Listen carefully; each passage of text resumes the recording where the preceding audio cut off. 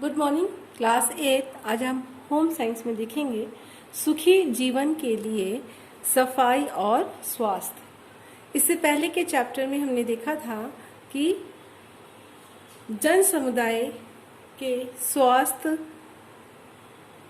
का व्यक्ति और समाज पर क्या प्रभाव पड़ता है। उसी चैप्टर से संबंधित है ये टॉपिक। बच्चों, सुख का कोई मापदंड नहीं होता है या कोई धारणा नहीं होती है। कभी कभी हम छोटी बातों में सुख महसूस करते हैं या सुखी रहते हैं, और कभी बहुत बड़े बड़े अचीवमेंट के बाद भी हम सुखी नहीं रह पाते। तो ये अपना अपना नज़रिया है, यानी व्यक्तिगत रूप से किसको किस चीज़ में खुशी मिल रही है या सुख मिल रहा है, ये उसके व्यक्तिगत अवधारणा पर निर्भर करता है। यहाँ पर हम देखेंगे कि सुख और स्वास्थ्य और सफाई का आपस में क्या संबंध है। सुख का कोई मापदंड नहीं है, परंतु भौतिक एवं आध्यात्मिक दृष्टिकोण से व्यक्ति को सुख की प्राप्ति होती है। यानी किसी के पास भौतिकता का या लग्जरीज लाइफ है, बहुत वो उसको बड़े घर में रह रहा है, बहुत पैसा है, मोटर कार है, बंगला है, बहुत दौलत है, तो हम ये कहें कि वो सुखी है, तो ऐसा नहीं है। बहुत पैसा होने के बाद भी व्यक्ति की आत्मा सुखी नहीं रहती, व्याकुल रहती है।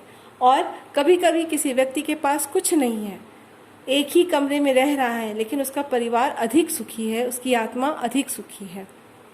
तो कुछ लोगों को आध्यात्मिक मार्ग से ही सुख मिलता है, यानी कि आध्यात्मिकता की ओर चले जाते हैं, दूसरों का हित करते हैं, ईश्वर में मन लगाते हैं, तो वही उनके सुख का कारण हो जाता है। तो ये व्यक्तिगत रूप से हम कह सकते हैं कि ये नज़रिया या अवधारणा व्यक्ति के अपने नज़रिए पे निर्भर करता है कि वो कितना सुखी है।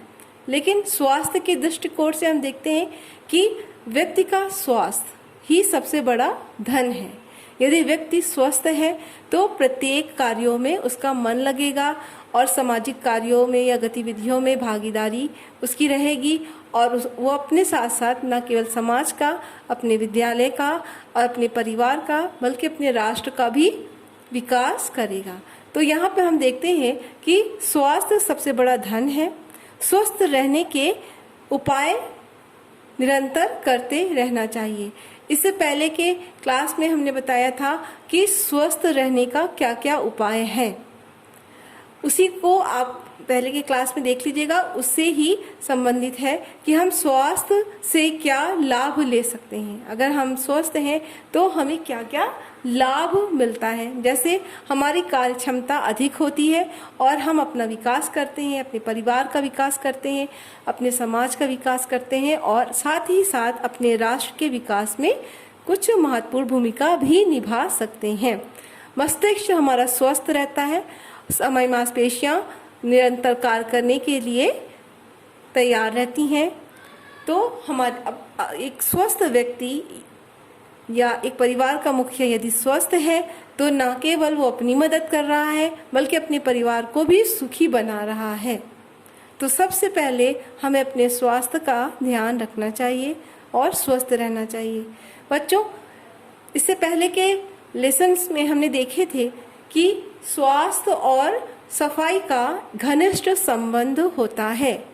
यानी सफाई संक्रामक रोगों से हमारी सुरक्षा करती है, और सफाई से संबंधित या स्वच्छता वाले पाठ में हमने देखा था कि सफाई कितनी तरह की होती है। व्यक्तिगत सफाई, घर की सफाई और पर्यावरणीय सफाई। तो यहाँ पर हम देखेंगे जो स्वास्थ्य से संबंधित है, व्यक्तिगत सफाई या स्वच्छता और पर्यावरणीय स्वच्छता। व्यक्तिगत स्वच्छता में हम पहले के चैप्टर्स में पढ़ चुके हैं कि व्यक्ति को अपने शरीर की सफाई का ध्यान रखना चाहिए।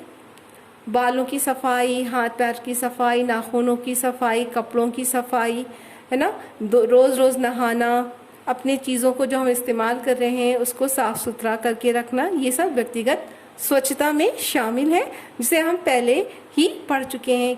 आँख, नाक, कान की सफाई इत्यादि। अब है पर्यावरणीय स्वच्छता, यानी इससे पहले के चैप्टर में हमने देखा था बच्चों कि हमें पर्यावरण का भी, उसकी सफाई का भी ध्यान रखना पड़ता है। अगर हम कहीं पार्क में हैं तो आसपास कूड़ा ना फेंकें, छिलका ना फेंकें, कूड़े को कूड़ेदान में ही डालें, इधर उधर ना थूकें। जो आजकल बीमारी चल रही है, संक्रामक रोग है, उससे बचाव के लिए भी हमें अपना, केवल अपना अपने घर का बल्कि पर्यावरण का भी, उसकी सफाई का भी ध्यान देना चाहिए। अंततः हम ये कह सकते हैं बच्चों कि स्वच्छ शरीर में ही स्वस्थ मस्तिष्क और मन का वास होता है। अब इस चैप्टर, ये बहुत छोटा चैप्टर था, अब इससे संबंधित हम कुछ अभ्यास का प्रश्न देख लेते हैं बच्चों, जो हमारे जीवन में महत्वपूर्ण होता है। छोटी छोटी बातें ही कभी कभी बहुत महत्व की होती हैं। जैसे स्वास्थ्य विज्ञान की दृष्टि से किस व्यक्ति को सुखी कहा जाएगा, यानी या ऊपर है बच्चों कि स्वास्थ्य ही सबसे बड़ा हमारा धन है। यदि हम स्वस्थ हैं तो हम सुखी हैं। क्यों? क्योंकि हम अच्छे से कार्य कर रहे हैं, हमारा मन मस्तिष्क खुश है, तो हम अपना विकास कर रहे हैं, अपने परिवार का विकास कर रहे हैं, अपने समाज का, आसपास के लोगों की हित के बारे में सोच रहे हैं, तो हम सुखी हैं। ठीक है। दूसरा क्वेश्चन है बच्चों, शारीरिक सफाई से क्या आशय है? ये पहले के चैप्टर्स में हमने देखा था। व्यक्तिगत सफाई में शारीरिक सफाई आती है, जो आपके हाथ, पैर, बाल, आंख, नाक, कान, कपड़ों की सफाई इत्यादि से संबंधित है। तो इसको आप लोग देख लीजिएगा, इसका आंसर लिख लीजिएगा समझ करके कि शरीर की सफाई हमें किस तरह से करना चाहिए।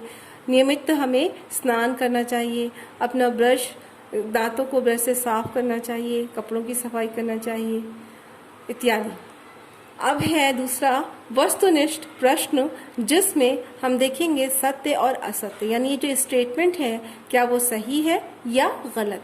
जैसे सफाई और स्वास्थ्य का घनिष्ठ संबंध है, ये बच्चों सही है। अगर हम सब साफ सुथरे रहेंगे, हमारा स्वास्थ्य अच्छा रहेगा। ये दोनों चीजें एक दूसरे से जुड़ी हुई हैं। दूसरा है बच्चों, सफाई द्वारा संक्रामक रोगों से बचा जा सकता है। ये सही है कि अगर हम अपने घर की साफ सुथराई करेंगे, अपने घर को साफ सुथरा रखेंगे, व्यक्तिगत रूप से साफ सुथरे रहेंगे, पर्यावरण को साफ रखेंगे, स्वच्छ रखेंगे, तो हम संक्रामक रोगों के फैलने से उसको रोक सकते हैं, संक्रामक रोगों से हम बच सकते हैं। तो ये सत्य है बच्चों। नेक्स्ट है, अच्छे स्वास्थ्य के लिए सफाई अनावश्यक है। ये स्टेटमेंट गलत है। अच्छे स्वास्थ्य के लिए हमेशा साफ सुथरा रहना चाहिए। अब है नेक्स्ट, स्वस्थ व्यक्ति जीवन के सभी पहलुओं का आनंद लेता है।